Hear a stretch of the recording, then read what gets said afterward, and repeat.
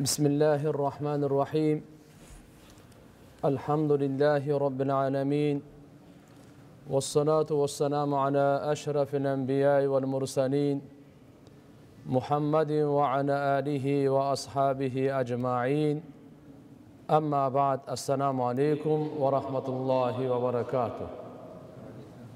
Урматтуу мекендештер, кадырлуу мусулман бир туугандар, ардактуу аталар, агалар, достор, энелер, баарыңыздарга жараткан Алла Тааланын тынчтыгы, саламы, мээрими, ырайымы жана берекеси болсун.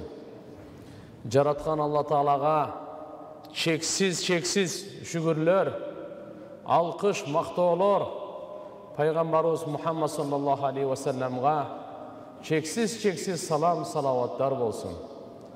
Агайын мусулман бир туугандар, biz эч качан унутпайлы, biz өзүбүз бул дүйнөгө келген эмеспиз. Бизди жараткан Алла бул дүйнөгө алып келген. Жана эч качан унутпайлы эмнеден жаралганыбызды, эмне үчүн жаралганыбызды. Жана эч качан унутпайлы бул дүйнө туруктуу, түбөлүктүү эмес экени.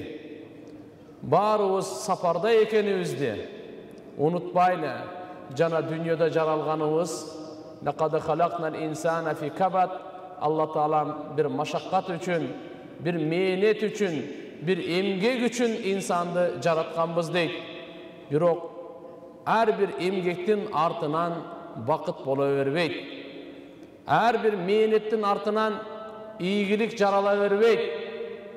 Балким пайгамбарыбыз Мухаммад саллаллаху алейхи ва саллам сиздерге, биздерге алып келген таза шарияты, таза жашоонун өткөрү, жашоонун туура жолун, өткөрүүнүн жолун мынакей пайгамбарыбыз саллаллаху алейхи ва саллам бүткүл адамзатка боорукер, ырайымдуу болуп, сиздерге, биздерге эң бактылуу болуп жашоону өткөргөн, эң бактылуулукка жеткен жолду көрсөтүп кеткен. Алхамдулилlah, баарыбыз мусулманбыз. Аллага иманыбыз бар, ахирет күнгө иманыбыз бар, пайгамбарыбызга иманыбыз бар. Пайгамбарыбыз Мухаммад алейхиссаламдын ар бир сөзү, ар бир кылган иши түбөлүктө чейин келе турган, ахирет кыямат күнгө чейин келе турган инсандарга ал насаат. Сиздерге, биздерге туугандар, пайгамбарыбыз Мухаммад алейхиссалам үлгү, өрнөк, мисал. لقد كان لكم في رسول الله أسوة حسنة.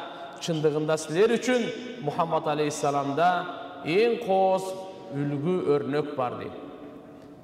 Имам Ахмад келтирген хадисте Абдулла ибн Амр радыйаллаху анхумадан риваят. Пайгамбарыбыз саллаллаху алейхи ва саллам айтат: "Арбаун идда кунна фик фала алейк ма фатака минад дунья." Төрт касиет бар. Эгерде ошо төрт касиет сенде болсо, дүйнөгө зыян келсе, сага эч кандай зыян келбейт. Бүткүл дүйнө сенден колуңан чыгып кетсе дагы, бирок сага эч кандай зыян болбойт. Ошо төрт касиет эмне экен? Пайгамбарыбыз Мухаммад алейхиссалам чакырган, силерде, биздерде болсун, байларыбызда дагы, кембагалдарыбызда дагы, эркектерде дагы, аялдарда дагы, бай бийлерде дагы, жөнөкөй элде дагы, жаштарда дагы, карыяларда дагы ошол төрт касиеттин болуусун пайгамбарыбыз саллаллаху алейхи ва саллам айтып атат. Мынакей дүйнөдө жашап атасыңар, дүйнөдө ар кандай өзгөрүүлөр боло берет, бирок сага зыян жетпейт, сага зыян жетпейт. Эгерде төртөө болсо, дүйнөгө зыян жеткенде дагы сага зыян жетпейт. Биринчиси хифзу аманатин, аманатты сактоо. Экинчisi сидку хадисин, чын сүйлө. Үчүнчүсү хусну халикатин, жакшы кулк мүнөз. Төртүнчүсү иффатун фи туъматин, адал ырыскы. Адалдан жеген, алкымынан арам өткөрбөгөн, шектүүлөрдү өткөрбөгөн. Жок, бул мага канга айланат, кан менен жүрөк айланат. Дайыма мен денемди арам менен чоңойтпайм. Пайгамбарыбыз айткан, кайсы дене арам менен чоңойсо, ага дозоктон оту жетиштүү. Бир сындырым арам өтүп кетсе алкымдан 40 күн ибадаты кабыл болбойт. Алла Таала пайгамбарларга жана момундарга да буйрук берген. Я айюхар русул, кулу минат таййибат ва амалу салиха. Эй пайгамбарлар, пакиза, таза, адалдан жегиле. Бирөөнүн мүлкү бирөөгө жукпайт.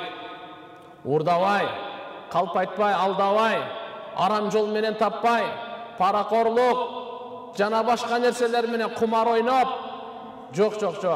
Биз адал пайгамбарыбыз көрсөткөн жол менен, пешене тер менен экинчи адамды нааразы кылбай, береке табың деп, көңүлүн дагы алып, жөнөкөй эле соода сатык эмес, көңүлүн дагы алып, нерсесин дагы алып, көңүлдү нерсени дагы берип, көңүлдү дагы бере турган ушундай таза мамилени алып келген шариятыбыз бар.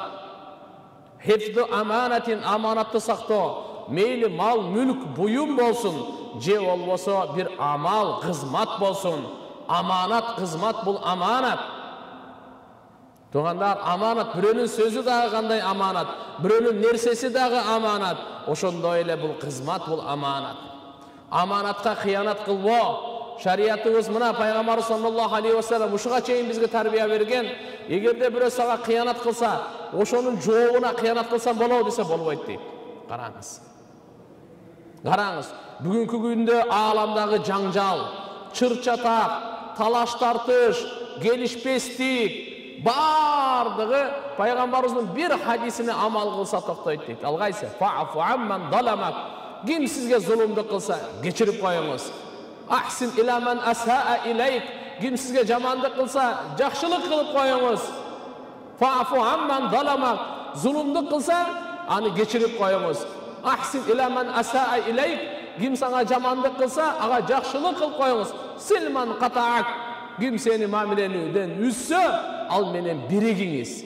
Ушул хадиске эгерде амал кыла турган болсо, ааламдагы келишпестик, ааламдагы чыр-чатак, ааламдагы ушулардын бардыгы токтомок. Эгерде ушу пайгамбарыбыздын бир эле хадисине амал кылса, бул пайгамбарыбыз жөнүндө тили менен айтып койгон жок, өзүнүн амалы менен көрсөтүп, жашоосунда ишке жүргүзүп, сахабаларды ушундай тарбия кылып, анан ушундай кылып таштап кеткен. Туугандар, 21 жылдык зулумдукту кечирди.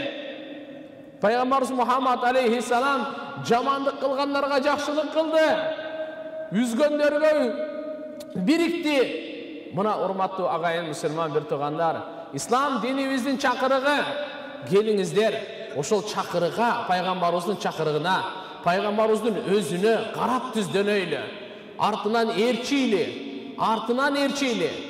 Анткени пайгамбарыбыз Мухаммад алейхиссалам өзүнүн напси каалоосунан эч качан сүйлөгөн эмес. Ва ма янтиқу анил хава ин хуа илля вахю юха. Пайгамбарыбыз Мухаммад алейхиссалам өзүнүн напси каалоосунан сүйлөгөн жок.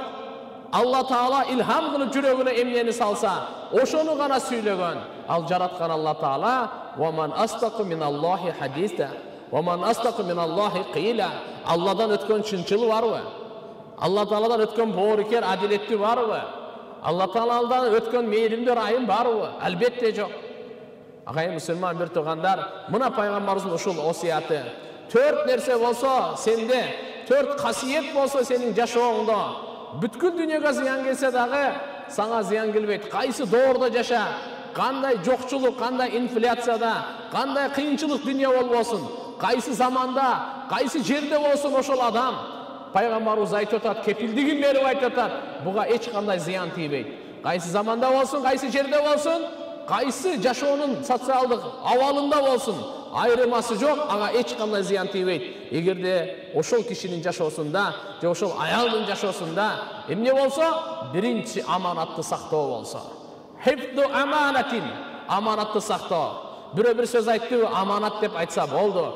Сиз анын уруксатсыз экинчи жака айтпаңыз. Бирөөгө аны айтпаңыз.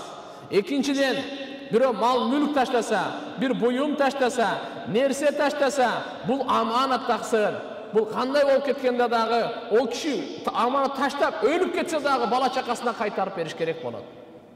Өлүп кетсе дагы бала чакасына кайтарып бериш керек. Жок болуп кетсе дагы бала чакасына кайтарып бериш керек. Бизде ислам динде бирөөнүн мал мүлкүн басып алып, ошону менчик кылып алган андай дин эмес. Бирөөнүн жерин басып алып, бирөөнүн мүлкүн басып алып, бирөөнүн мүлкүн тартып алып, бирөөнүн мүлкүн уурдап алып, жок, бул арам. Буну Алла Таалага жакпаган, дозокко бара турган кишилердин иштери. Bir amal emi, amal dağı tuğanı amanat eken, amanatqa qiyanat qılbay. Peygamberimiz Muhammed Aleyhisselam büк Mekkelikler 40 yaşqa çeyin bardığı Peygamberimiz Muhammed Aleyhisselam'a vahiy gelip çektim. Ne dediler? As-sadiqul amin. Amanat göy, çınçıl degen lakabı var le. Oşol Mekkedeki müşrikler, imansızlar, oşolordağı Peygamberimiz sallallahu aleyhi ve sellem'nin çınçıldığına, amanat göylüğünü tan alışat ele. İkincisi sıdkı hadisin. Çın söylөгөнгө. Allah Taala bizge beriptir. Tildi çın söyleş üçün. Tildi Allah Taala beriptir bizge. Özünün qargışına layıqtı olup жалган söyleş üçün. La'natullahi alal kadibin. Allah Taala'nın qargışı, nalatı olsun deydi. Жалган söylөгөндөргө deydi. Tuğandar, mınake İslam dinimizin çakırığı. Ya eyyühellezine amanuttaqullah ve kulu kavlen sadida. Ey iman getirgenler, Kudaydan korkup yaşagıla. Cana çın söylөгülü. Yuslih lakum a'malakum ve yagfir lakum dunubakum. Allah Taala sizlerden amaldarın ardı oңdойт. Amaldarın ardı oңdойt. Cana günölörüңөрдү geçiret deyt. Egerde sizler çın söylöy turgan bolsoңor. İslam dini çındıktın üstünde. Başımızga or gelse dağı çındıktı. Peygamberimiz aytkan çınçıldıkты bekem кармагыла sizleri kutkarat. Жалган söylөгөндөн сактангыла sizlerdi жок кылат. Жалгандын калптын газаны кайнабайт деп ата бабаларыбыздын накыл сөздөрү бекер айтылбаса керек.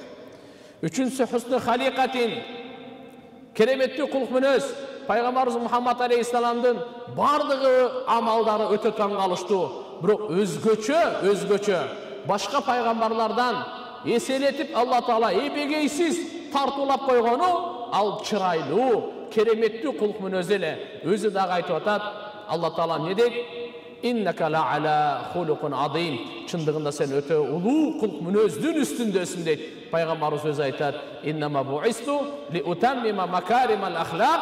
Men bu dünyaya jiberilgenimden maksatı keremetli kuluk münözleri toluktaş üçün. Al kuluk münöz ne eken? Şükürçülük eken. Al kuluk münöz kanday eken? Sabırdılık eken. Al kuluk münöz kanday eken? Geçirimdүүлük eken. Al kuluk münöz kanday eken? Gek saktawagandыk. Jüröktü şekten, jüröktü munafık ekijüzdülükten, tekeberlikten gör albastыкtan tazalığı eken, kiçpeyildik eken. Peygamberimizin alıp kelgen kuluk münözü ne? Kiçpeyildik eken. Peygamberimiz Muhammed Aleyhisselam'ın alıp kelgen kuluk münözü bereşendүүлük, jomartlık eken. Peygamberimiz Muhammed Aleyhisselam'ın alıp kelgen kuluk münözünde çınçıldık, adiletlülük bolsa, Peygamberimizin alıp kelgen kuluk münözünde batırlık eken. Batırlık eken, alsızlarga boğrukerlik eken, Buna Peygamberimiz Muhammed Aleyhisselam'ın kuluk münözü. Biröden bir ıza jetse, aga sabır kılıp, biröden bir uşunday jakşılık jetse, jakşılıkты jakşılık menen kaytarıp, Peygamberimiz Muhammed Aleyhisselam'ın kasiyetin murunku kitepterde dağı, uşunday akır zaman Peygamber gelip, jamandık menen kaytarıp agan, jamandıkты da jakşılık menen kaytargan deyip. Mınake tilge oңой eken, bирок жашоо тиричилигинде, жашоо турмушунда bizge bul tuğandar işki aşırganга hareket kılış gerek eken. Al эми төртүнчүсү, iffatun fi tu'matin, adal alkım. Gelingizler uşul 4 kasiyetli gündө hareket kılaylı her birimiz. Başkalarga dagı bir baldarыбыз, bala çakabızga dagı aytaylı, übülöbüzge dagı, özümüz dagı uşunu hareket kılıp amanatga kıyanat kılbay. Şın söylөгөнгө, мүнөздү оңдогонго, жана алкымды тазалаганга барыбыз аракет кылайлы. Ал эми бүткүл дүйнөдөгү болуп аткан бул окуялар, бул адам баласынын пейили бузулгандыгынан, ниети бузулгандыгынан, ишеними бузулгандыгынан, ибадаты бузулгандыгынан, жүрүш-турушу бузулгандыгынан, ою бузулгандыгынан, каны бузулгандыгынан келип чыгат. Кур'анда айтат: "Ва ма асабакум мин мусибатин фабима касабат айдикум." Кандай гана силерге кайгы жетпесин, силердин өз колуңар менен кылган амалдарыңардын себебинен гана келет. Захарал фасаду фил барри вал бахр бима касабат айдин нас. Allah Taala Kur'anda айтат, бузукулук бул ачык болуп, бул бузукулуктун баардык таркалышлыгы, мейли кургакта болсун, мейли сууда болсун, бул адам баласынын колу менен кылган амалдарынан экен. Урматтуу агай мусулман бир туугандар, дагы бир бүгүнкү күнү баарыбызга маалым, мынакей коронавирус деген күндөн күнгө күчөйүп атат. жөнөкөй эле эмес, 50-60-100гө чейинден күчөйүп атат. Ислам дини паникага алдырып, коркуп калып эле жашоону токтотуп кое турган дин эмес. Ошол эле кезде Алла Тааланын сыноосун тамаша кылып, оюн кылып, ага кош көңүлү болуп, көңүлү бурбай, ошо тартиптүүлүктү эске албай жүрө бере тургандагы дин эмес. Биз этияттуулукту кылып кое берели. Сактыкта кордук жок деген жакшы сөз бар тугандар. Ошондуктан мына ушу бет каптарды колдонууга баарыбыз аракет кылайлы. Азыр кайрадан күчөйүп атат. Мына июнь окуясын биз эсибизден кичине чыгарып койдук. Элибиз кичине саясатташып кеткендиктен, андай мындай деп бир жагынан күчөйүп, больницаларда орун албай отурганда, тугандар, биз баягы бири-бирибиздин жаназабызга бара албай, бири-бирибиз ооруп калсак зыярат кыла албай, ошол күндөрдү эстен чыгарбайлы. Буну тамаша көрбөйлү. Этияттык боло берсек, болбой калсын, ылайым эле. Алладан сурайбыз, ошо болбой эле калсын, ошо жакшы менен өтүп кетет. Эгерде болуп калса, мына сактыкта кордук жокко. Ошон үчүн мынакей антисептиктерди, намаздагы азыр аралыктарды сактайлы. 5 вакыт намазга дагы ушу температураларды жакшынакай сактайлы. Кимдин ушу температурасы ысытмасы болсо, улуу аксакалдар, улгайгандар, жаштар, анда мечитте эмес, үйдө намаз окусак деле, бул кечиримдүү, бул үзүргө кирет. Бул кечиримдүү, бул үзүр, зарурат дейт, зарылчылыкка кирет. Ошондон улам баарыңыздарды ушул бүгүнкү биздин мамлекетибиздин тарабынан, ушул саламаттык сактоо тарабынан алгоритмдер айтылгандардын баардыгын жакшынакай сактайлы туган. Бул өзүбүз үчүн, өзүбүздүн бала чакабыз, чөйрөбүз үчүн. Кол кармашып учурашпай, кучакташып учурашпайлы. Мейли, ассаламу алейкум, бул деле учурашуу туган. Ассаламу алейкум. Бирок эми биз колубуз көнүп калыптыр, кучакташып учурашкан көнүп калыптырбыз. Ушу кичине контакттарды, аз масышларды азайтып турайлы, аракет кылайлы. Мына бүгүн баарыңыздардан маалымат бар, 400ден ашып кетти. Кече эле 388 болуп атты эле. Бүгүн 400 канча болуп кетти?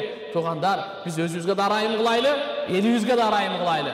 Бала чакабызга да ырайым кылайлы. Бала чакабызга ырайым кылайлы. Сиз күчтүү болсаңыз да кичине жуктуруп алып барып, үйгө барып таркатып, ал сыздарды орутуп, өзүңүз күчтүү боло бербеңиз. Ошон үчүн биз өзүбүздү да этияттайлы. Барлык нерселерди аракет кылайлы. Жараткан Алла Таалам элибизге, журтубузга, мамлекетибизге тынчтык берсин. Ар кандай оору балелерден Алла Таалам узак кылсын. Ва ахиру дa'wana alhamdulillahi rabbil alamin. Bi rahmatika ya arhamar rahimin.